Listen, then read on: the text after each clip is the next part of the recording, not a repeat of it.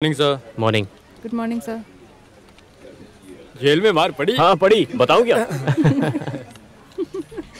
कुछ दिन जेल में बिताने के बाद इन कपड़ों में कैसा लग रहा है? करेक्ट मौली, मैं बिल्कुल इंडियन लग रहा हूँ। खासकर मलयालम लोगों को कुछ दिन जेल में जरूर रहना चाहिए। चलो मैं बाद में मिलता हूँ। ओके बालेटन। राधा मनी जी, आप कैसी हैं? बस चल रहा है। बस चलते रहना चाहिए, रुकना तो कभी नहीं चाहिए।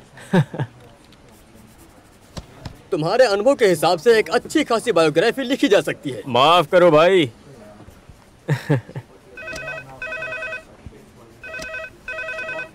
हे भगवान, किसी मुसीबत का फोन नहीं होना चाहिए। हेलो बालेटन। हाँ बोल रहा हूँ। मैं भद्रा बोल रहा हूँ। कौन भद्रन? भद्रा, मैं बहुत दूर से आपसे मिलने आया हूँ, कुछ काम था। मुझे मिलने? क्या बात है? फिलहाल मैं बड़ी मुश्किल में हूँ, क्या आप मेरी मदद कर पाएंगे? अच्छा, बालेटन, आप बोल कहाँ से रहे? इस वक्त मैं बीच पर हूँ, मैं तुम तक आने की हालत में नहीं हूँ। आपको यहाँ आकर मुझसे मिलना होगा, क्या आप आएंगे? नहीं, मैं अभी नहीं आ सकता। Hello hello hello.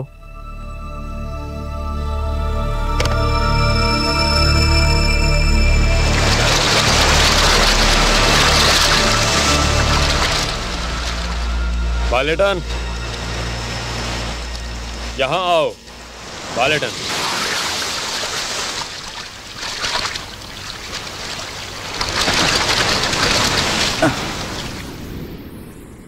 हेलो, मैं हूँ भद्रन। हेलो, क्यों मिलना चाहते थे मुझसे? बालेटन, फिलहाल मैं बहुत बड़ी मुसीबत में हूँ। मुझे अच्छी तरह पता है कि तुम और तुम्हारे लोग बेखौफ किसी भी मुश्किल का सामना आराम से कर सकते हो। मेरी मदद करोगे? तुम आए कहाँ से हो तुम? मैं किसी एक शहर में नहीं ठहरता, लेकिन मेरा कोई पक्का ठिकाना नहीं है जो कि मैं बता सकूं तुम्हें। हर बार मैं लोगों से मिलने उनके घर जाता हूं, इसीलिए मैं यहाँ तुमसे मिलने के लिए चला आया। मुझे उम्मीद है कि तुम मेरी मदद करोगे। हाँ, तुम मदद करोगे ना? आखिर बात क्या है? वो कोई बात नहीं है, एक राज है। आज तक मैं किसी भी एक औरत का बनकर नहीं रहा।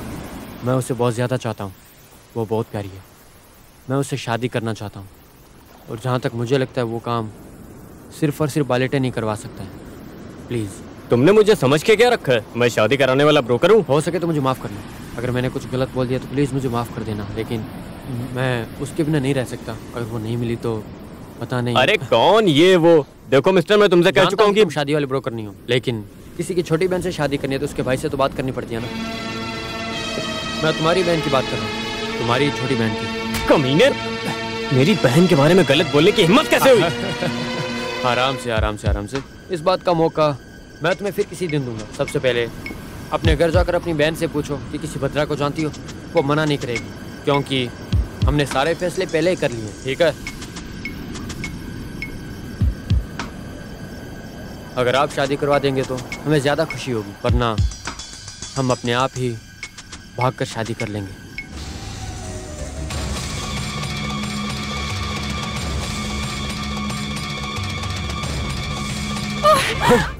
मुझे जवाब देने की हिम्मत कैसे हुई? बता मुझे, कौन है वो? नहीं, मैं नहीं जानती। अरे ये क्या पागलपन है? छोड़ो उसे। पीछे हटो। क्या कॉलेज में यही सब करने जाती हो? एक फुटी कौड़ी की औकात नहीं है उसकी। बोल कौन है वो, बता मुझे। अरे पिताजी, रुको। अगर उसने गलती की है तो उसका बाप अभी जिंदा है पूछने के लिए। तो पूछिए इससे कि कौन वो कमीना है जो इसका प्रेमी होने का दावा करता है। बात क्या है? मुझसे बोलो बेटी। मुझे सच में नहीं पता, मैं नहीं जानती। ये झूठ बोल रही है, वरना उसकी इतनी हिम्मत नहीं होती कि आज वो मुझसे नजरें मिलाकर बात कर सकता। कोई भद्रन नाम का लड़का है, मेरे सामने आकर मेरी बहन की शादी की मांग कर रहा है। ये उस कमीने के साथ भागने का प्लान कर रही है। अगर ऐसा कुछ हुआ तो मैं इसे जान से मार दूंगा। पिताजी, मैंने बोल दिया। चुप रहो, निकलो यहाँ से। पिताजी, मैं कहा ना निकलो।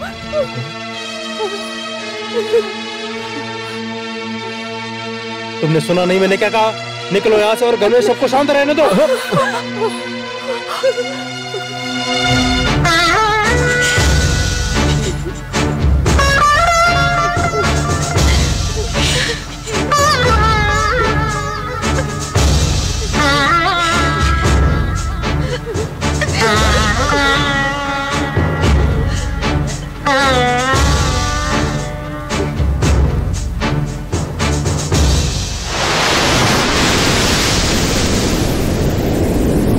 बड़े बाप की औलाद क्यों ही ना हो, लेकिन मैं उसे छोड़ूंगा नहीं। कहीं ना कहीं कुछ तो गड़बड़ है। उसने कुछ तो सोचकर ये चाल चली होगी, लेकिन वो चाल है क्या? तुमने खुद कहा कि उसका कोई ठिकाना नहीं है, तो शादी करके तुम्हारी बहन को कहाँ लेकर जाएगा? नहीं, वो कहीं नहीं जाएगा। मुझ तक पहुंचने के लिए मैं उसे मजबूर करूंगा।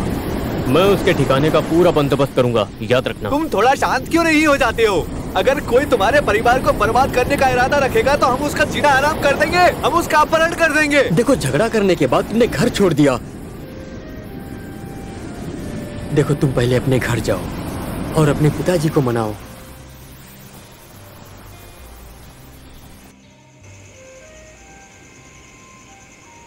अरे अभी यहाँ क्या करने आए हो? ये सब क्या है भैया? किसी ने कुछ कह दिया और तुमने नया बखेड़ा खड़ा कर दिया, पिताजी से लड़ लिए। तुम बच्चे बन गए हो क्या? घटिया बात।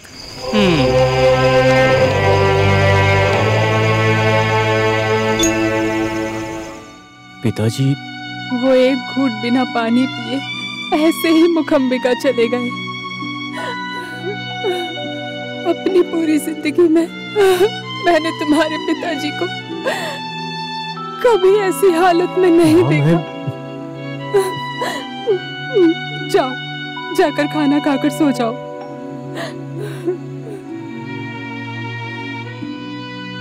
मैं आपके लिए खाना लगा देती हूँ।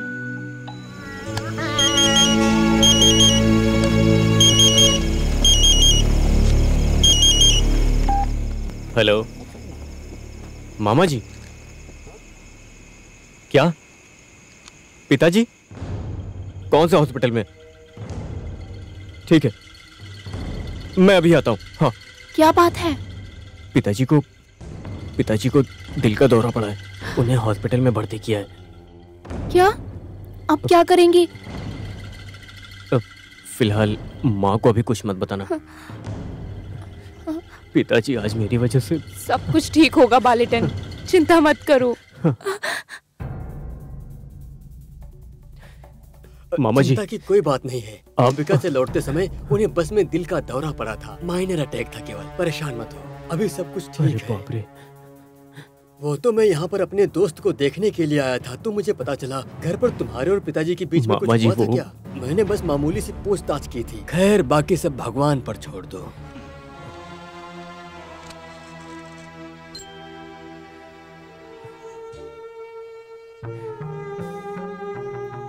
वो सो रहे हैं, आराम करने दो।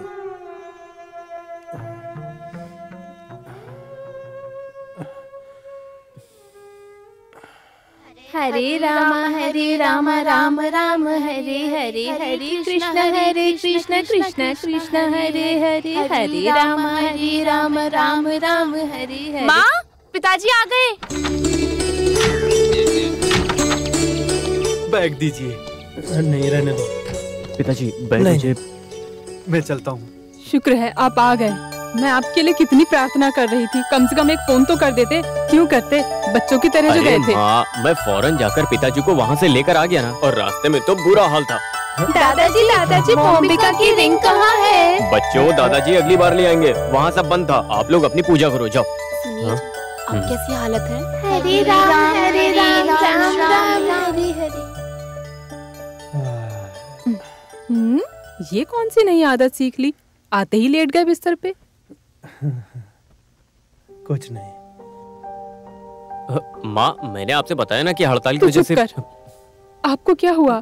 आपका चेहरा उतरा हुआ लग रहा है। कुछ नहीं हुआ है, कुछ नहीं। असल में पिताजी को हल्का सा दिल का दौरा पड़ा था, हम लोग हॉस्पिटल गए थे। भगवान, ये मैं क्या सुन रही हूँ? हॉस्पिटल? अकेले जाएंगे?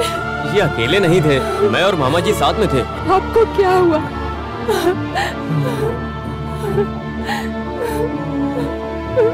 आप मुझे बता सकते थे। भगवान, ये सब क्या हो गया? ऐसा कुछ नहीं है। मैं वापस आ गया ना, तुम इतना सोचती क्यों? अपनी माँ को समझाओ। हाँ, आप रो क्यों रही हो? आप पिताजी को और बीमार करोगी। आप भी ना माँ, आता हूँ मैं।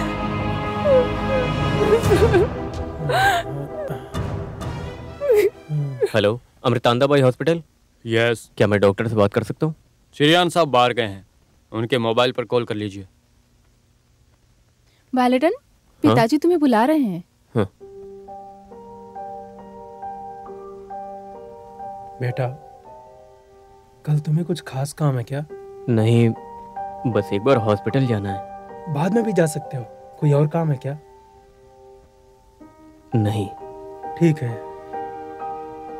मुझे बात करनी है।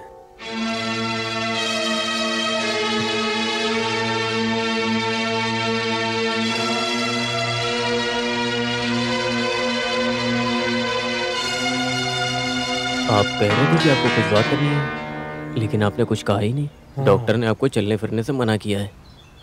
डॉक्टर तो कुछ ना कुछ बोलते ही रहते हैं।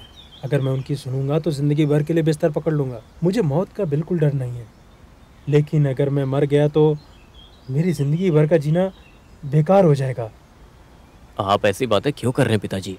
जिस रोज तुमने कविता को मारा था, तुमने वही किया जो हर लड़की का बड़ा भाई करता है। लेकिन उसके लिए मैंने तुम्हें दोष दिया, घर से निकाल दिया। जब तुम्हारी आंखों में आंसू थे और तुमने मुझे भोली नजरों से देखा, तभी मेरा दिल पिघल गया। मैंने बचपन से ही मानसिक स्थिति को समझ लिया था, इसीलिए मैंने तुम्हें सब कुछ बताने का फैसला किया है। तुम्हारी तरह मेरी जिंदगी में भी उतार चढ़ाव थे। मैं जब भी किसी के दुख दर्द से गुजरता तो मेरा मन दुखी होता है। खुले मन के आदमी की जिंदगी एक मंदिर की तरह होती है, जहाँ कोई भी कभी भी आ जा सकता है। फिर उन्हीं में से एक बाप और एक बेटी थे जिन्होंने कदम रखा था। ये उस समय की बात है जब यहाँ कन्नूर में मेरा ट्रांसफर हुआ था। तुम 5वीं क्लास में थे। एक बार कन्नूर से बस में लौटते समय मेरी मुलाकात उन बाप बेटी से हुई। अपना घर छोड़ने के बाद वो बाप अपनी शादी लायक बेटी को लेकर मुंबई जा रहा था। उन लोगों ने अपनी बाकी की जिंदगी वहीं पर गुजारने का फैसला कर लिया था।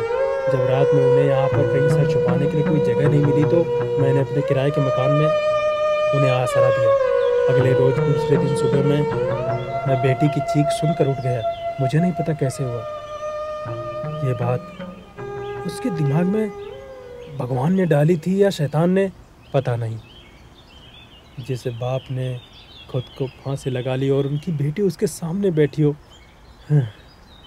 भगवान, उस बेटी की आंखों में आंसू देखकर मुझे बहुत ज़्यादा दुख हुआ। बेचारी। मुझे एहसास हुआ कि वो लड़की भी मौत की तरफ बढ़ रही थी, जिंदगी की तरफ नहीं बढ़ रही थी।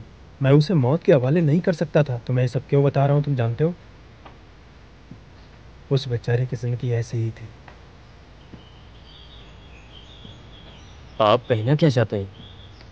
जिंदगी एक बदमाश बच्चे की तरह होती है।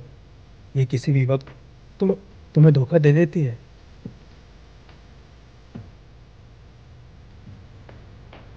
तुम्हें पता है, मैं जब भी घर छोड़ते जाता हूँ तो तुम्हारी माँ से नजर नहीं मिला पाता हूँ। हर महीने वहाँ उनसे मिलने जाना।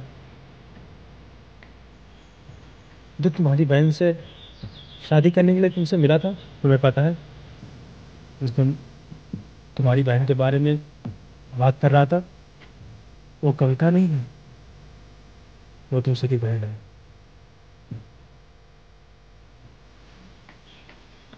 मेरी समझ में नहीं आ रहा है कि मैं तुम्हारे सामने ये सब बातें कैसे बोलूं। लेकिन अगर मैं ये बात तुम्हें बताए बिना मर गया तो बेटा, तुम्हारे पिता का एक और परिवार है। उस दूसरे परिवार में मेरे 2 बच्चे हैं। ये क्या कह रहे पिताजी? आपका एक और परिवार? ये कोई कहानी है क्या? नहीं, ये सच है। बात मानो, मेरी बात मानो। मुझे भरोसा नहीं है। ऐसा नहीं हो सकता। ऐसा हो ही नहीं सकता पिताजी। नहीं नहीं पिताजी, मुझे नहीं सुनना कुछ। अरे भला। नहीं पिताजी, माँ सिर्फ आपके लिए जीती हैं। जब आप एक दिन के लिए हॉस्पिटल में थे तो उनकी जान निकली जा रही थी कि आपको कुछ हो न जाए, और आप उन्हें भूलकर ये सब कर रहे हैं। बेटा चुप रहिए। इतने सालों से आप हमारे पिता थे,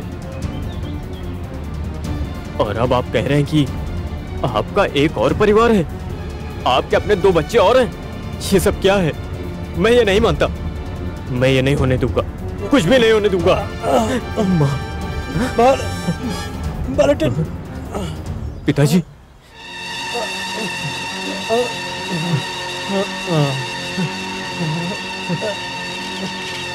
पिताजी। पिताजी। डॉक्टर। बालेटन जी, तुम्हारे पिताजी तुम्हें अंदर बुला रहे हैं, जाओ।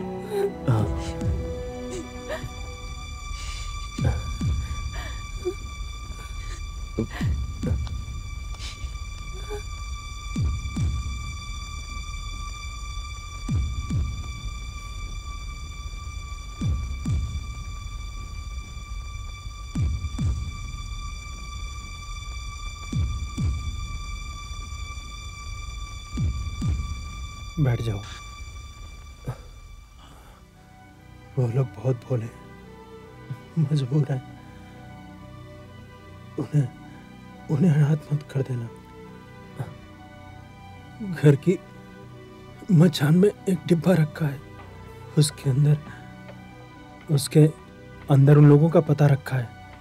तुम्हारी माँ बहुत भोली है। इतने सालों में तुम्हारी माँ ने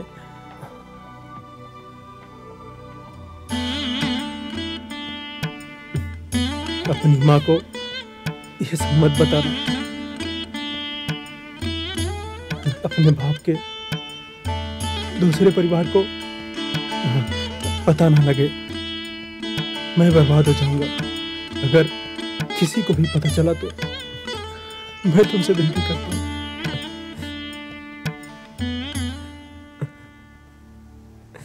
बेटा मेरी बात सुनो, कभी भी उनके बारे में अपनी माँ को मत बताना। मुझे माफ कर देना बेटा। बेटा बेटा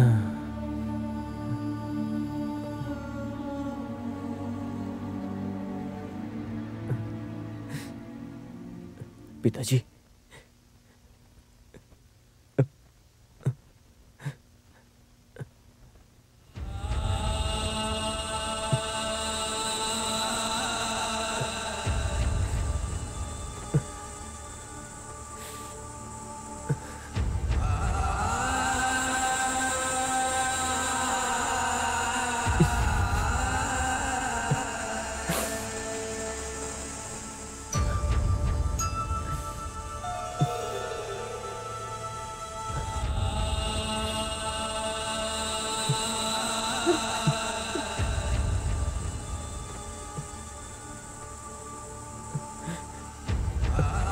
उन्होंने कुछ कहा और वो हमें छोड़कर चले गए।